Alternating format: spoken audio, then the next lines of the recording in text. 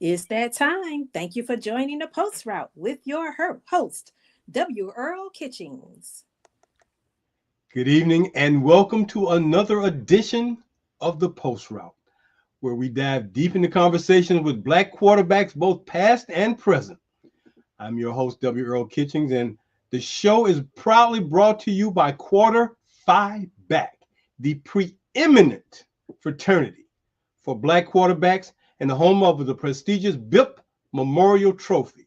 The BIP Memorial Trophy is the only national award that honors both the top HBCU quarterback and the top Black quarterback from high schools from across the nation. We are happy to be with you tonight, and we hope you are thrilled to join us. If you enjoy our content, you can always support us by doing a few things. You can hit the like button, you can subscribe to our channel here on YouTube, and you can tap the notification bell so you never miss an episode. Catch us on Instagram and LinkedIn. If you want to find out more about what we're doing, you can also go to our website at quarterphiback.com. Join us live every Monday night here at 7 o'clock for more phenomenal conversations with quarterbacks from Black colleges and Black quarterbacks from around the country. Well, before you know it, it'll be that time again. We're just months away. It's already spring football is already on the horizon, and college teams are already starting to prep up, get revved up for spring ball. And before you know it, it'll be August, and we'll be back into the thick of thing with 2025 football. But before we do that, I want you to know that HBCU football has been around for over 120 years, dating all the way back to 1892, when Livingstone College played Biddle College that became Johnson C. Smith University. They first played in 1892, and they have been playing that rivalry game ever since. So when we talk about HBCU football and its history, longevity, and legacy, Johnson C. Smith is at the foundation of that history, along with Livingstone College. Why do I bring that up? I know you're asking, what does that have to do with anything? But I bring that up because my guest tonight is the quarterback from Johnson C. Smith, and the Golden Bulls have not always been in that winning mix in the CIAA, the Central Intercollegiate Athletic Association. They haven't always been in the mix year in and year out. You hear about Virginia Union, you hear about Virginia State, sometimes you hear about Winston-Salem State, sometimes even Fayetteville, Livingston, sometimes Shaw. But Johnson C. Smith always kind of on the peripheral. Well, that changed this past year in 2024. And my guest tonight is the quarterback who led the Golden Bulls to one of their best seasons in a very, very long time. Led them to an 8-2 overall record, 5-2 in the CIAA. They came within an eyelash of getting to go play for the CIAA title. He led the CIAA in passing and was a first-team All-CIAA performer. He set a new single-season passing record with 2,301 yards and 16 touchdowns this past season. Please welcome my guest all the way from Raleigh, North Carolina, by way of Charlotte, Mr. Darius Ocean, our guest for tonight. Darius, welcome to the Post Route. Yes, sir. Thank you for having me. So, you're the new guy on the block. You come there, you're transferred, and all of a sudden, you earn the starting position. Wow.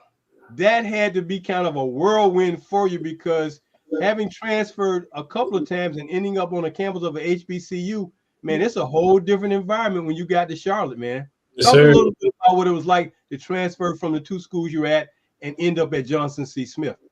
Well, I would like to start off with just the HBCU aspect of everything. Just me transferring from I was at two PWIs prior to Johnson C. Smith, and then transferred from HBCU. So, like, during the season, well, even before the season, it felt family oriented with the teachers, just my advisors and all that. And then going along with the season, everybody figuring out who I was and things like that. It was just like I could go anywhere without people saying go Golden Bulls or just knowing who I am. So it was a really good feeling.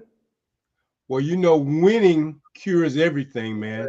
You start winning, everybody knows who you are. Yes, sir. And it seems like you fell into a great family environment being in Charlotte at Johnson C. Smith, because if they showed you that kind of love, man, that just goes to show you how much they've been waiting on Yes, someone to come and deliver what you delivered this past year. yes, sir. Definitely. I just was at shopping somewhere the other day and somebody was like, appreciate you for the season that y'all gave us. So it's been a pretty good ride at Johnson Smith, honestly. Well, that's a great thing, man. And as I said earlier in my intro, you're at the one of the two schools that are the foundation for Black college football here in America at Johnson C. Smith and Livingston. And a lot of times that gets kind of overshadowed because people don't talk about that history. But had it not been for those two schools back in 1892, man, it would have been a little bit different. But when we talk about North Carolina football for HBCUs, you got a chance to experience what a lot of other guys have experienced being in North Carolina, especially in the CIAA, playing all those Black colleges as a part of the family of Black colleges in North Carolina. Did Yes, it sir. seem like it was homecoming almost every time you played at one of those schools? Yes, sir. Every game was packed. Well, most of the games when we played North Carolina teams where we were at home for the most part. Besides Winston-Salem State, that was a great crowd. Homecoming, best crowd I've ever been a part of. So it was just a great feeling for sure. I love when the crowds are big. Well, it's unfortunate that the football teams don't get a chance to go through the tailgate areas and get Yes. some of that great food that they're putting out there for you, man. You should have got some. Get some next time. Get somebody to save you a plate, man. Oh, no, they did save us. They saved us a place after the game. They would have some. Okay, Yes, okay, sir. Yes, okay, sir. They would okay. cook for us after the game. It was great meals after the game. Well, good, man. So that had to be a treat too, because it's like, man, I went home to mom's cooking, Yes, sir. It and was good. yeah, that food at a Black college football game, man. Boy, if you got you 2 or 3 plates after that game, boy, you were doing good. Somebody was taking care of Darius. Definitely. Uh, did being in Charlotte this past year give you folks an opportunity, man, to really get a chance to come and see you play without having to go over to Kentucky or all the way down to Valdosta? Yes, sir. It was. I don't think any of my family members missed a game. This was the most I've ever seen. Like even like my grandparents would come to the game, stuff like that, and they had never been able to do that. So it was just a great feeling for just seeing all my family, my aunts, my grandparents, like I said, my mom, my dad, stepdad, stepmom, all of them. Just it was a great feeling having everybody come to the game. So you had your own little section at the Yes, stadium, sir. man. Yes, sir. Okay. Okay. Well, y'all should have VIP section for the Oceans and the Ocean Clan, because that sounds like what y'all were doing, man, bringing all that love and energy to Charlotte for Johnson C. Smith. So talk a little bit about the season, how it went, man. You guys, like I said, it kind of disappointed me that you guys didn't make it because not having been in the mix for a while, man, it was like everybody's pulling for you. And man, one game.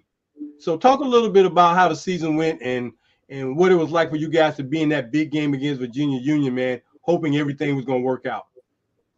Yes, sir. So we went 8-0 the first 8 games, and then the last 2 games. You usually see it with good teams that they hit a little block. I think we just hit our block too late to where we couldn't come back from it.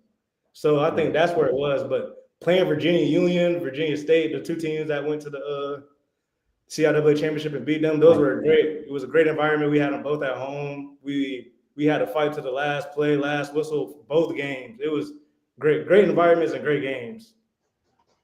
Well, to start a season off, man, you the new guy, new coach, new teammates, definitely new offensive lineman.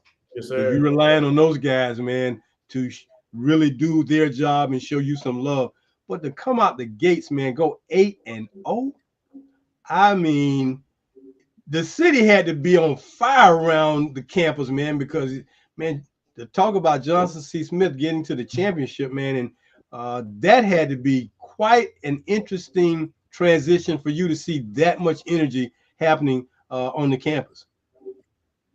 Yes, sir. It definitely was. And then this is my first year being a starter, so I really got to like have like starting where people are actually coming up to you, talking to you, and things like that. So it was just a good.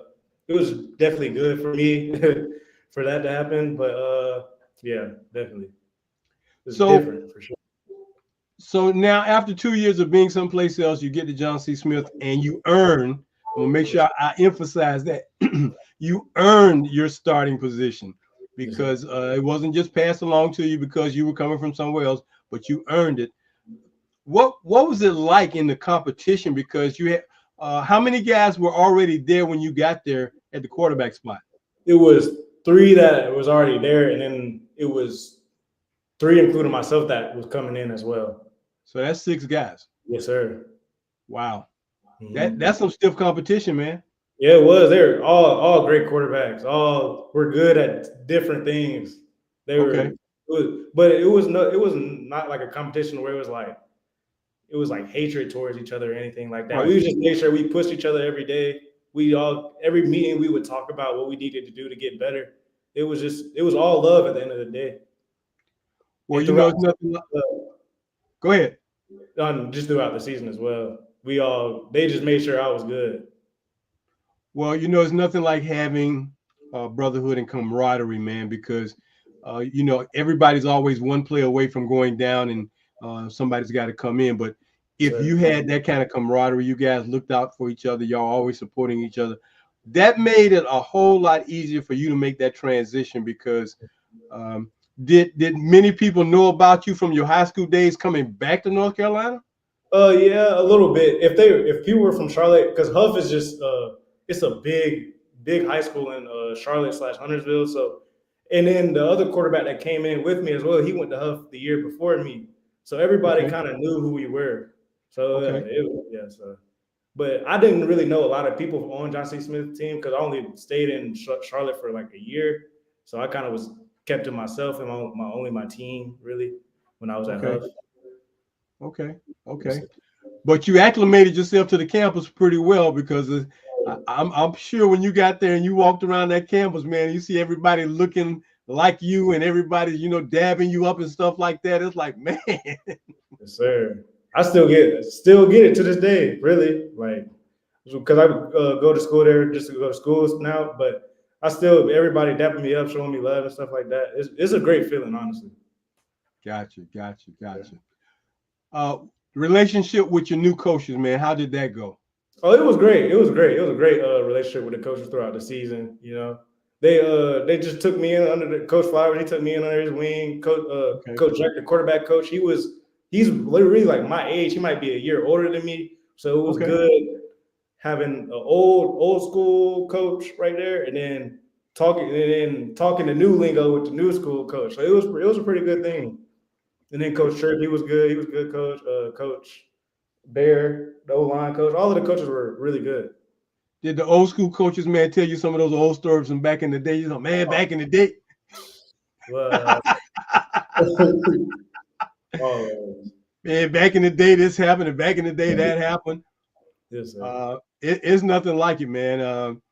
Because again, you got a chance to not only go to a historical black college and be a part of a historical program, but when you around coaches, man, who have been around for a while and can really just pour into you the history. I mean, not to make you go back, but just giving you the history so you'll know whose shoulders you're standing on and what's been going on. Because a lot of times we don't share our history as well as we should.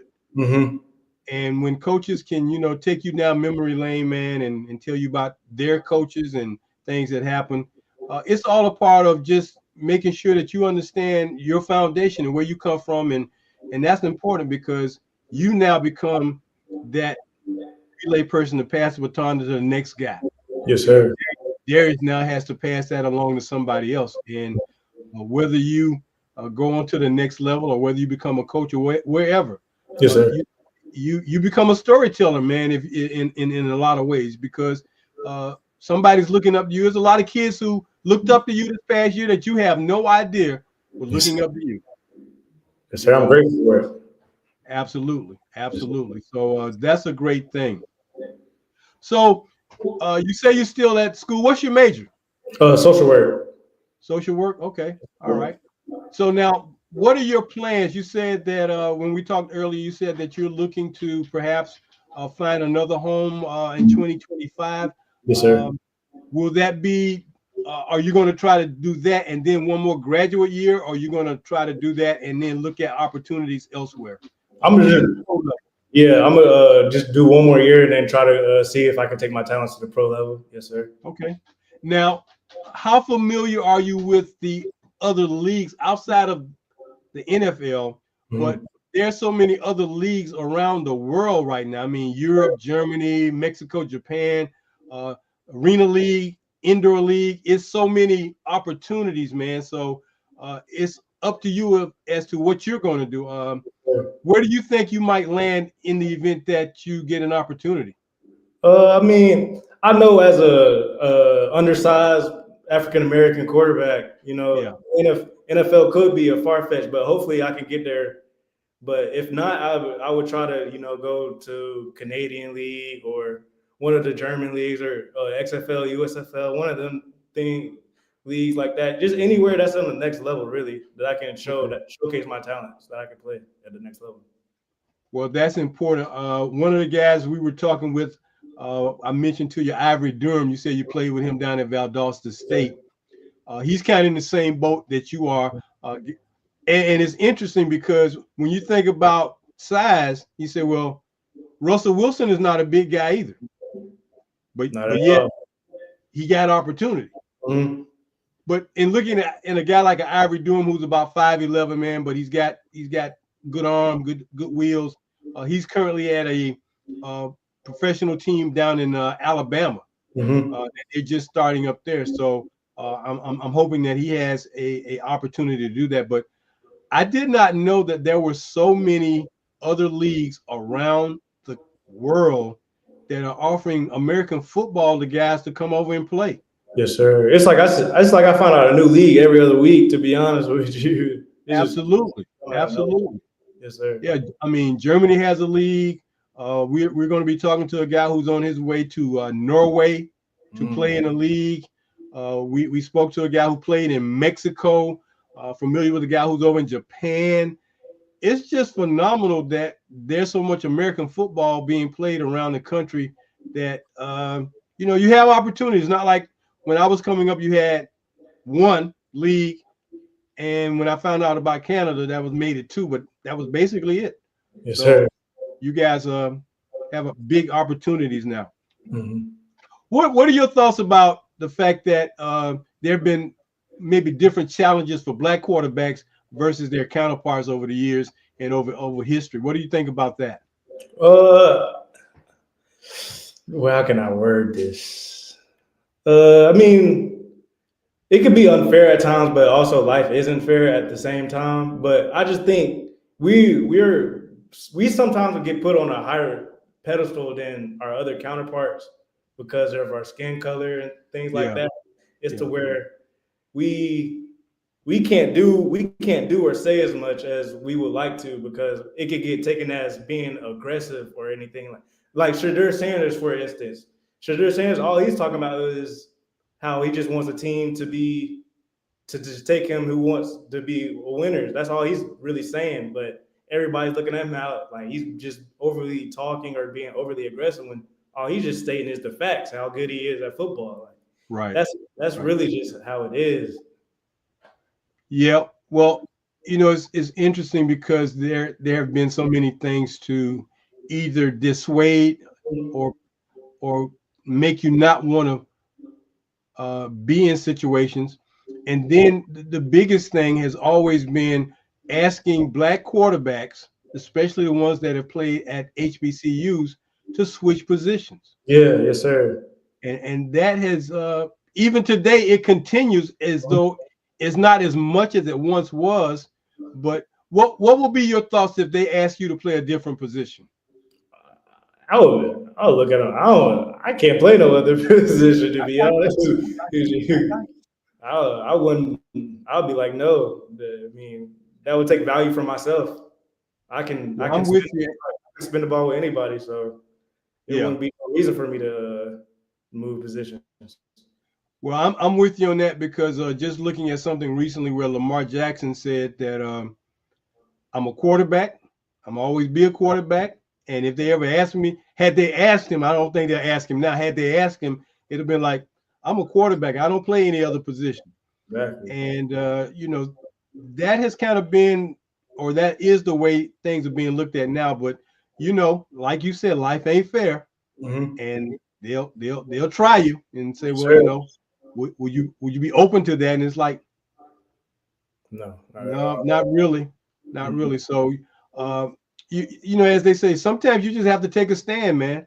Sometimes you just got to take a stand, um, and when I've seen that over the years, man, I've known a lot of quarterbacks who've had to change positions, and some of them were great. I mean, uh, one of the greatest ones that I'll share with you, his name was Eldridge Dickey, played Mhm. at Tennessee State, could throw with his left and his right hand. He was about 6'3", Wow. got drafted by the Oakland Raiders. The Mhm. Raiders told him they were going to give him a shot. He played preseason.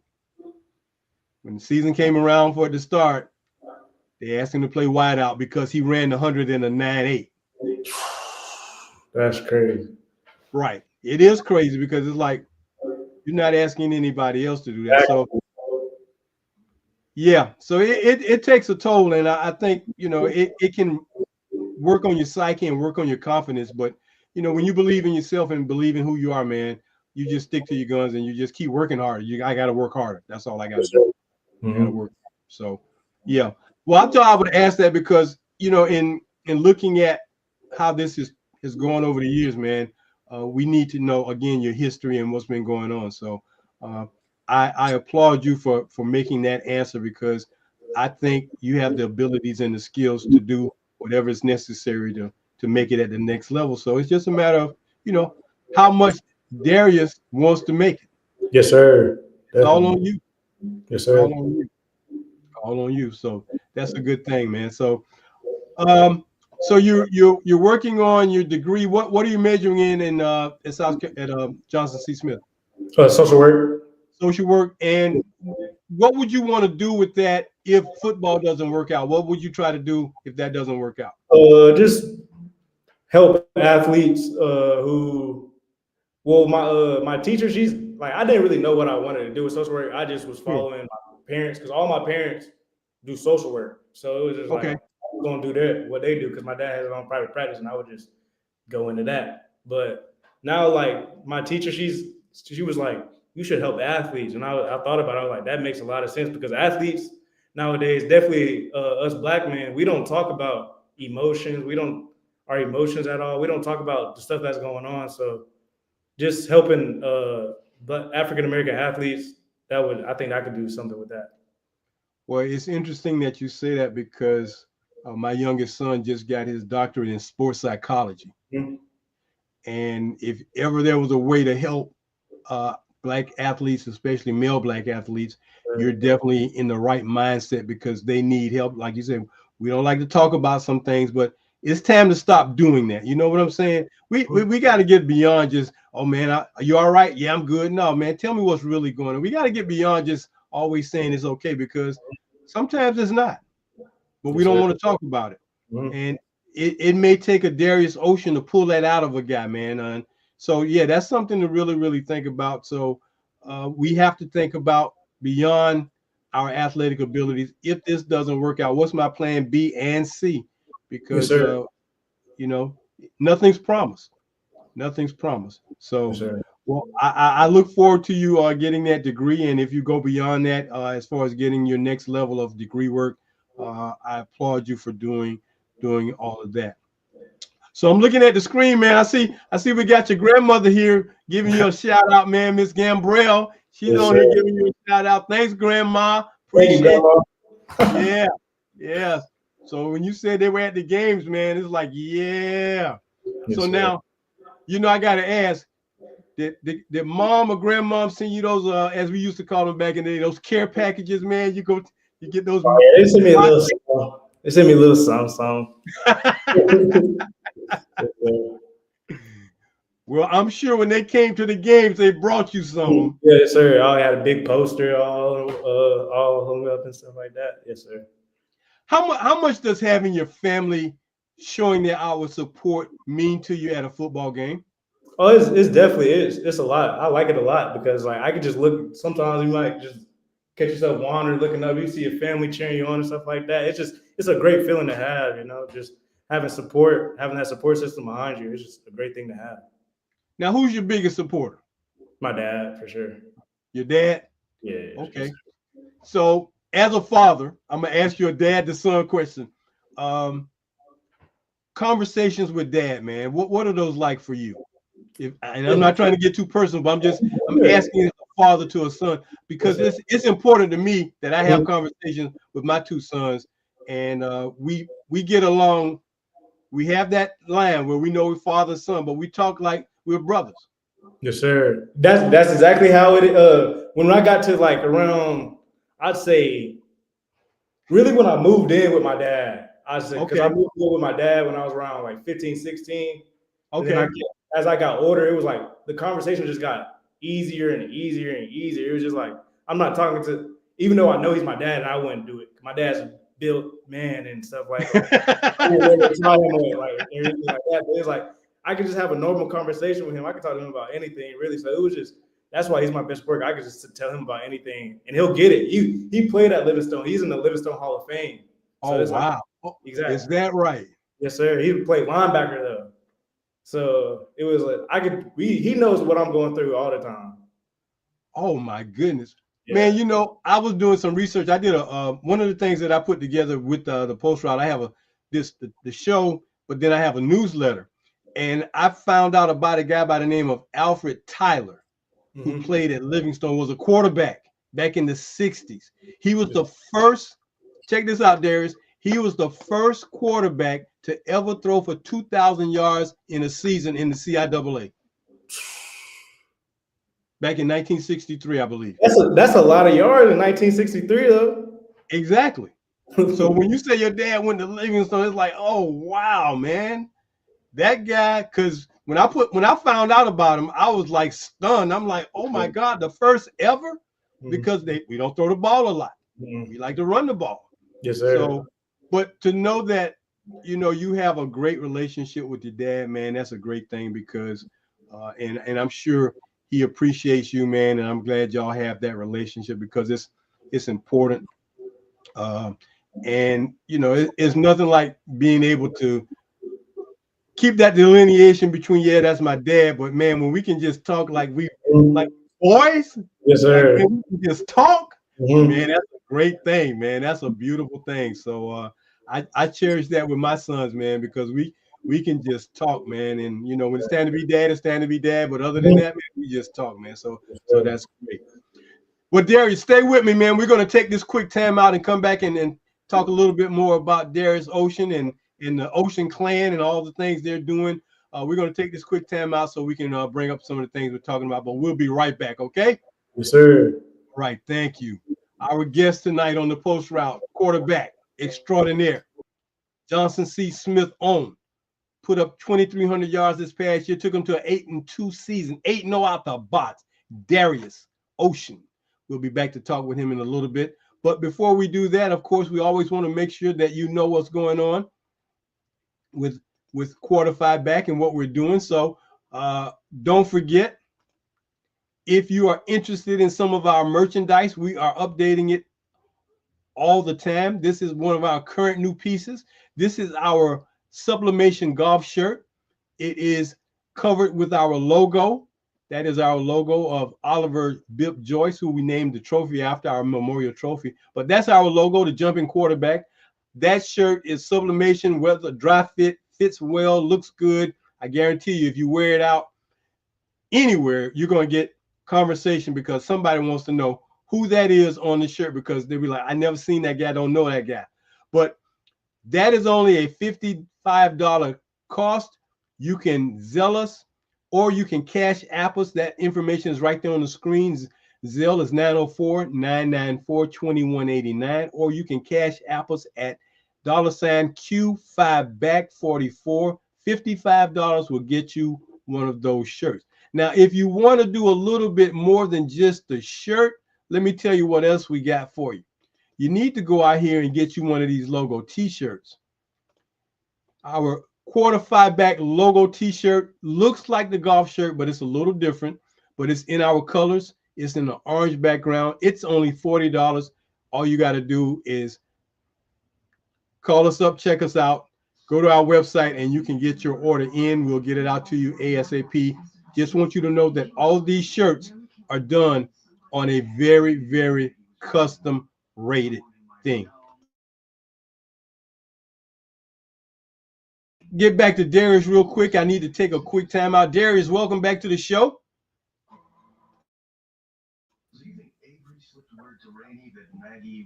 So I'm gonna let you talk a little bit. I got a technical problem real quick, but anyway, talk a little bit about being a leader on a football team at an HBCU.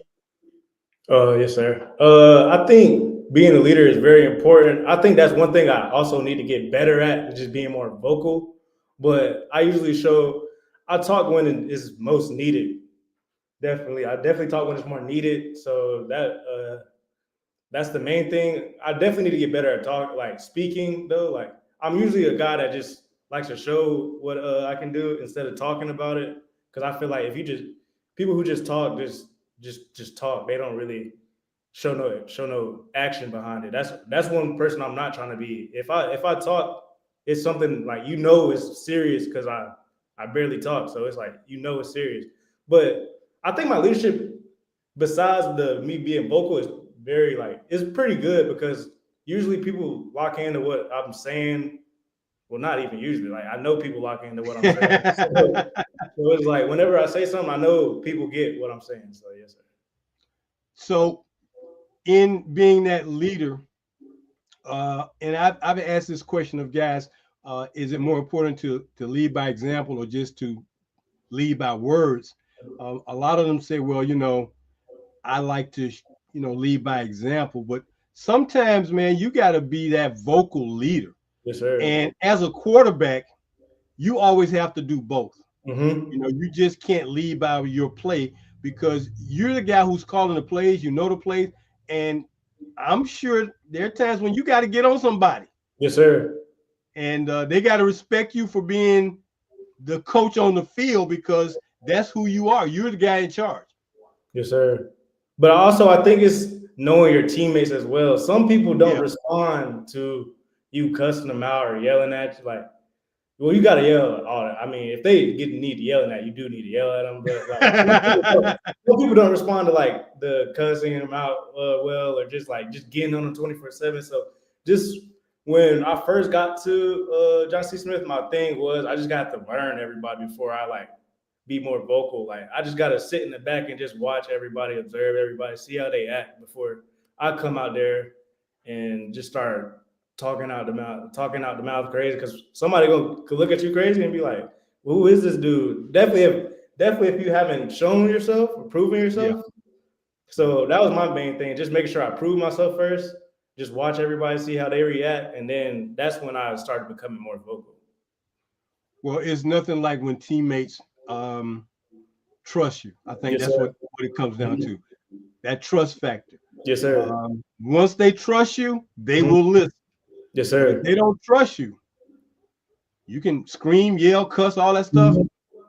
It don't matter. Yes, sir. It won't matter.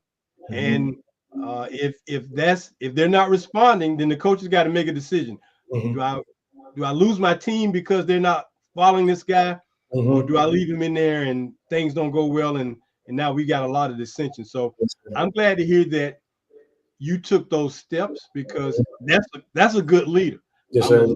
Pay attention. I'm gonna listen first, then I'm gonna prove myself, and then when I do those two things, they will respond. Yes, sir.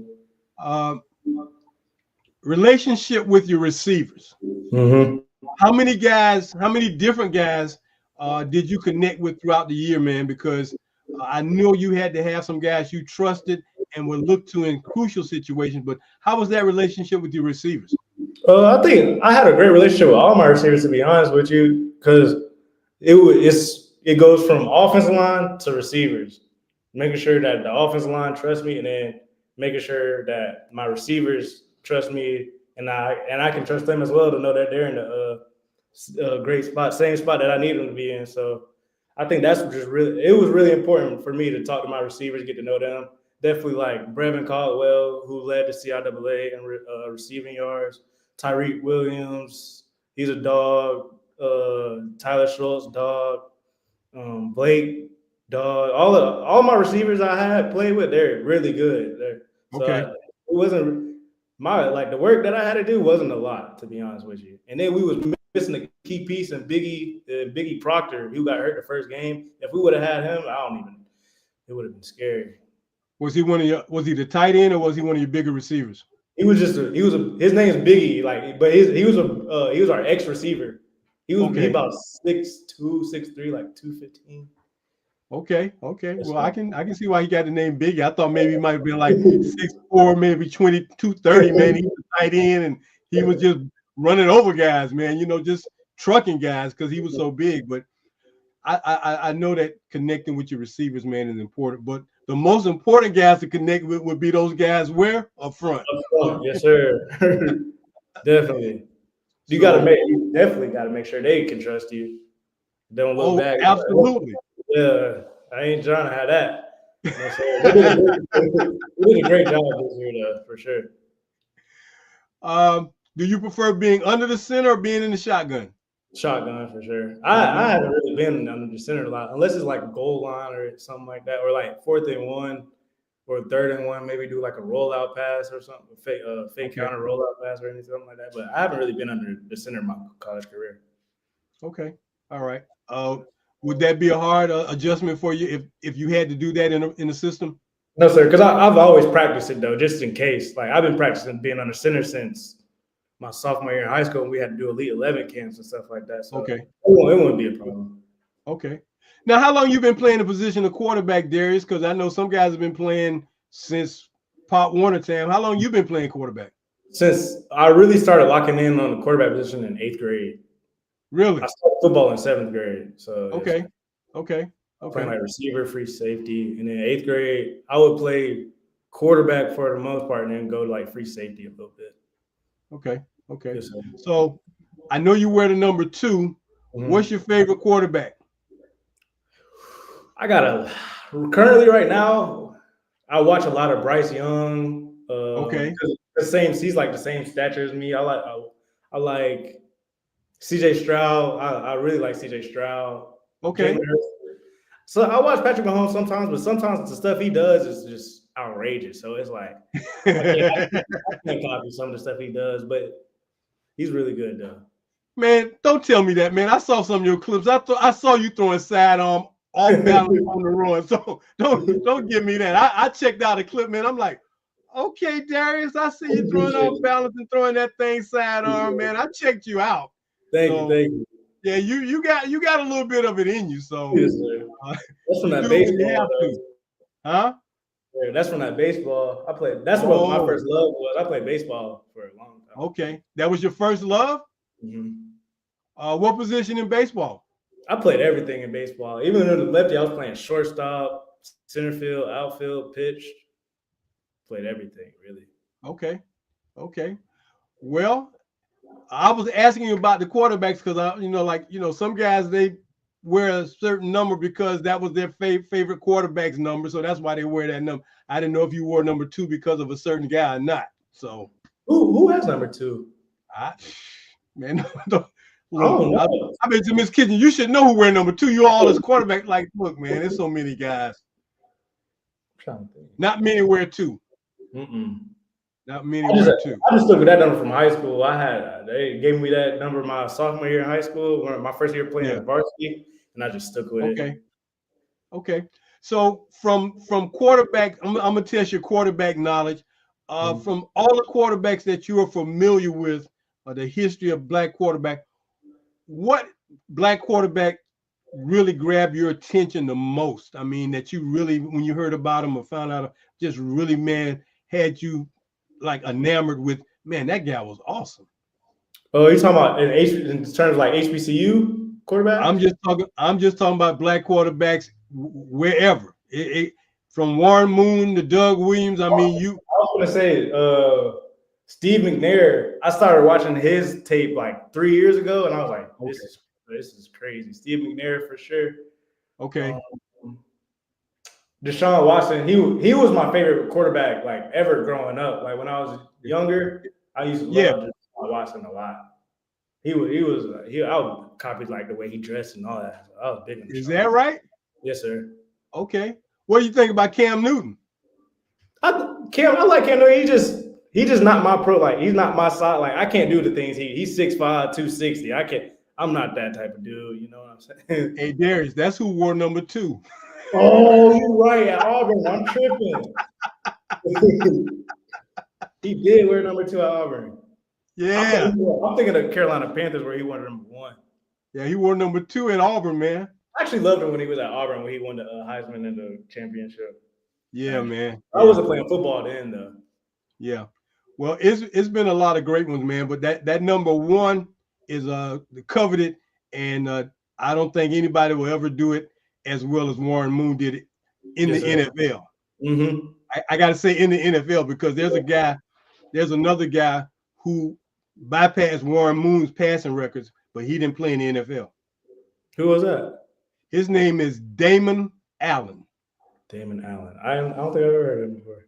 He played 23 years in the Canadian Football League and threw for 72,000 yards.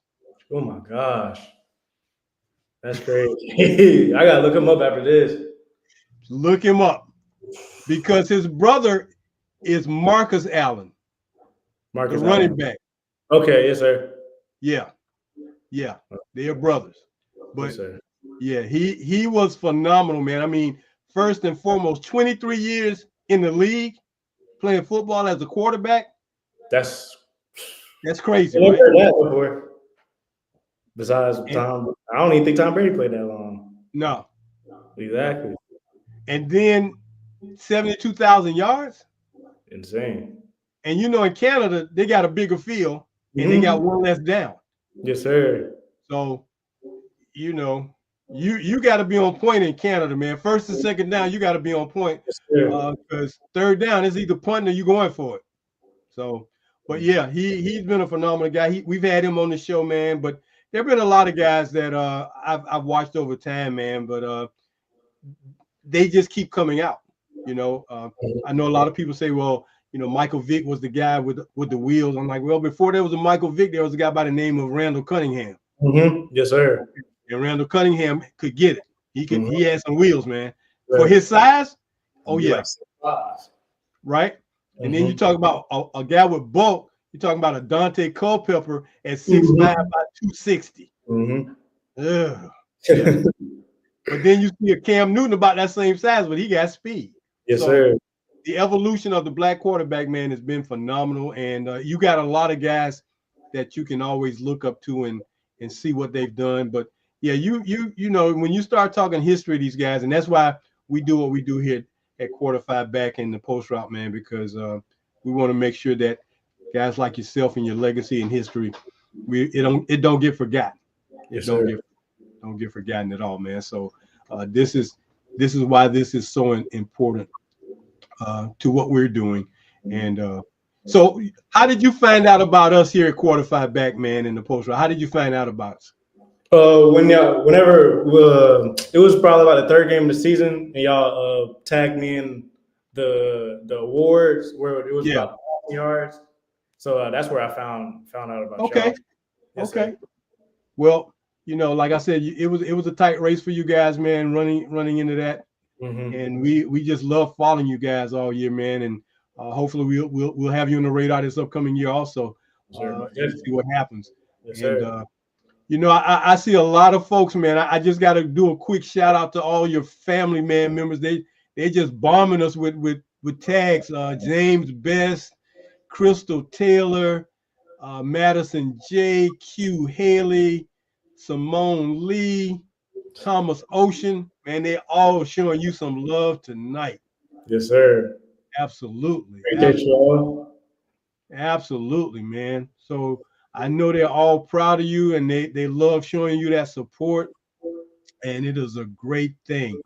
Um, so what other things does Darius Ocean like to do besides football? You got any hobbies? You got any foundations? What else? What else you got on your radar that you tend do on and when you got some free time? I mean, when I got free time, I'm either playing the game or I'm watching football. I just love football, to be honest with you. It's really about Okay, it. That's all I do, football. So that's all I'm focused okay, on right now. I got you. Yes, Would sir. would coaching be something you might want to look into at some point in time? I don't know. I just because I'm not a very like talkative person, so it's like it would be. I feel like it might be hard for me to just go out there and just talk and tell somebody what like to do and things like that. But I'm not Okay. against. I wouldn't be against it though. Somebody offered you a job with the right dollars with it, Oh, for you'll be sure. for Yes, sure. sir. No doubt about that. When you were coming up, I heard you say you went to some camps. Did you ever go to like just a straight up quarterback camp, not a 7-on-7, but just a straight quarterback camp? Uh, I went to this North Carolina camp. It was just strictly just quarterbacks there. That Okay, was pretty much it. I had some. I had my dad would help me train. Uh, Coach Anthony Boone, who played at Duke University. I'm okay, training out with him right now, training with him, and he just that's really about it, to be honest with you. okay. Hey, I got a name for you. I'm gonna see if you know this name. You ever heard of a guy by the name of Earl Harvey? Earl Harvey, Earl Harvey. I don't think I have. I'm not Okay, going to say that. all right. Well, again, this is another one of your Yeah, Earl. that's His name was Earl, nicknamed Air Harvey. He played at North Carolina Central back in the '80s, mm, and his career time at Central, man, he threw for 10,000 yards. So, yeah, in the CIAA, and he was lighting them up back in the '80s. They called him Earl Air Harvey. He's from North Carolina. It's so many guys, like I was telling you, it's so many guys from North Carolina, man. I could probably give you a homework lesson tonight, man. You'd be like, Mr. Kitchen, why you give me all these guys? Because they're from North Carolina. I wouldn't give you anybody if they weren't from North Carolina, but it's some guys from back in the day, man, that have done some things, made some history. First, one of the first black quarterbacks in the modern era is from North Carolina. His name is Jimmy Ray. Your dad might can tell you about some of these guys. mm, Jimmy Ray played at Michigan State back in the '60s. Another guy by the name of Johnny Walton played at Elizabeth City State. Went on to play for the Philadelphia Eagles. So it's quite a few guys, man, from your home state that they've done some things, man. So knowing who these guys are and what they did, man, and you want to drill somebody, find out about these guys, and ask your dad because he might know some of these guys since he played ball at Livingstone. I mean, no telling. He yes, might be sir. like, oh, yeah, I played, son. I used to tackle this guy or play against this guy, block for this guy. Yeah, he's probably got some guys he could tell you about. Yes, So sir. that's more conversation for you and him to, have some things to talk about, and nothing like finding out about that. Uh, so I know that you got things going on. You've made all CIAA your first year there, first team. I know that was a big thing for you. So congratulations with that. Thank you. Uh, so I'm looking at it says Mr. Jason Ocean, former linebacker at Livingstone, earned All-American honors and was inducted into the school's Hall of Fame. Oh, your dad was a baller, man. Yes, sir. Okay. Oh well, you got yours natural. Yes, sir. You got yours natural. Okay. All right. Did your dad tell you about his time in playing football, man? I mean, did he share all? He did. Yeah. Yes, sir. He told you he was a beast. He told And you then he was a beast. on the area, nobody. I can't go anywhere near the Livingston without somebody telling me about him. So. Man, your dad was a beast, man. Your Yeah. dad could, yeah, yeah. Well, hey, man. Yep, that's my dad. So that's a great thing, man. That's a great thing. Well, look, man, I have definitely enjoyed our time here tonight, man. It has been great. I want to thank your family members for showing the love, caring about you the way they do. I know they'll be following you wherever you land, and that'll be a good thing. And we just want to let you know that we care about you. We want to make sure that we stay in touch with you to make sure you staying on track and doing what you're supposed to do. Yes, But sir. we get to this part of the show, man, where this is probably the most special part of the show I like to do, because as I said earlier, what we do here at the post route and at quarter five back is to preserve the legacies of black quarterbacks. And by doing that, we have now created what we call the fraternity. Yes, sir. So with you being on the show tonight, Darius, we would like to just say this to you. We would like to welcome you to being a part of the fraternity known as Quarter Five Back. Appreciate you. Welcome you to the brotherhood, man. Yes, sir. Glad to be in Definitely it. happy to have you a part of the brotherhood and to join us here. We've got many, many other outstanding quarterbacks like yourself who have been a part of what we're doing. Um, and we just want you to know that we are here for you. Yes, As a sir. matter of fact, we've got some kids who are in middle school that are a part of what we do. So they're your fraternity brothers now too. Sir. If you run into a kid somewhere and they say, "What's up, frat?" Just know that y'all are all a part of who we are here at Quarter Five Back, man, because that's what we do and that's what we love to do. And we welcome you to our fraternity and our brotherhood, man. Thank you so very much for Thank joining you us. for having me. Hey, man, this has been a big plus, and we will begin. What we do is we send out a lifetime membership certificate and your letter inducting you into this fraternity. And as we get to grow this, man, I'm working on merchandise. We'll be sending out some things in the future to guys, so that I'm definitely going to be sending out lapel pins to all the guys in the fraternity, so that when you wear that lapel pin, you'll know that you're part of an esteemed fraternity. But people are going to ask you, man, what's that? What's that lapel pin? What is that? And all you got to do is tell them it's Quarter Five Back. And like, what? What is that? Yeah, quarter five back is what's happening, man. Yes, sir. Back is what's happening. So if there are any other guys you know, especially guys who are your teammates, that you would like to encourage them to come onto the show and they'd be willing, please give them our information, pass along our number. We'd be more than happy to bring them on and talk to them, man, because everybody that we can bring on is a part of what we're doing, and we don't want to miss out on any opportunities to welcome you guys into what we're doing. So Yes, again, sir. thank you so much, Darius. Thank you. Anything else you'd like to share with us tonight before we get out of here, man? I'm good. You're Yes, sir. good? Yes, sir. Okay. Well, again, thank you so very much. And again, thank all your family. And we'll be talking to you on the flip side, man. You take care of yourself. You stay healthy now. Yes, sir. You All right. too. All right. We'll do, man. Thank you again. Thank you again. Yes, sir. All right. That was our newest fraternity brother, Mr. Darius Ocean. Ocean 11. That's Yes, what they sir. called him over there at Johnson C. Smith. His wide out war number 11. He was Ocean, so that made it Ocean 11. But he is now a member of the fraternity of brothers known as Quarter Phi Back. Thank you so very much, Darius, for joining us and being a part of what we're doing here. And we just want to just keep letting everyone know that if you are interested in supporting what we're doing, it's very simple. You can do a few things. Of course, we've told you about the supporting us on the show, liking us, sending us notifications so you can get the shows. But if you want to show your financial support, you can join us by becoming a supporting member at $4.40, a lifetime teammate member for $44. You can buy some of our merchandise. We've got golf shirt, t-shirts. We're getting ready to release our hoodies very soon.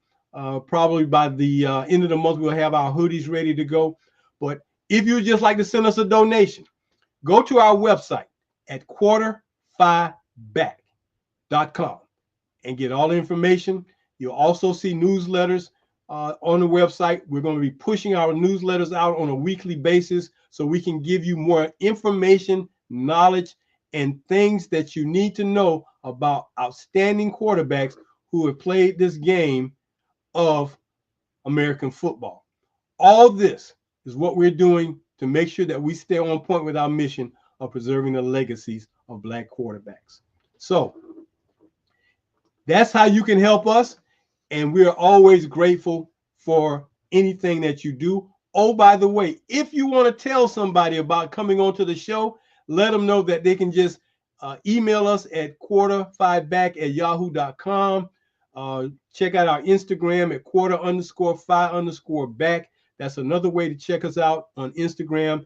And just let us know that you would like to be on the show, and we will get back to you and get you on the show. I do have to say, though, we are already booked up all the way through June. So, hey, get on and get in now because slots are going fast. And that's the way we want it to be because we've got so much to share and tell you about Black quarterbacks who've played this game of American football. So until next Monday, when we bring you another phenomenal Black quarterback here on the Post Route, we're going to ask you to have a great week. And always, as we say here at Quarter 5 Back, go deep and go for the bomb. Talk to you soon. Take care.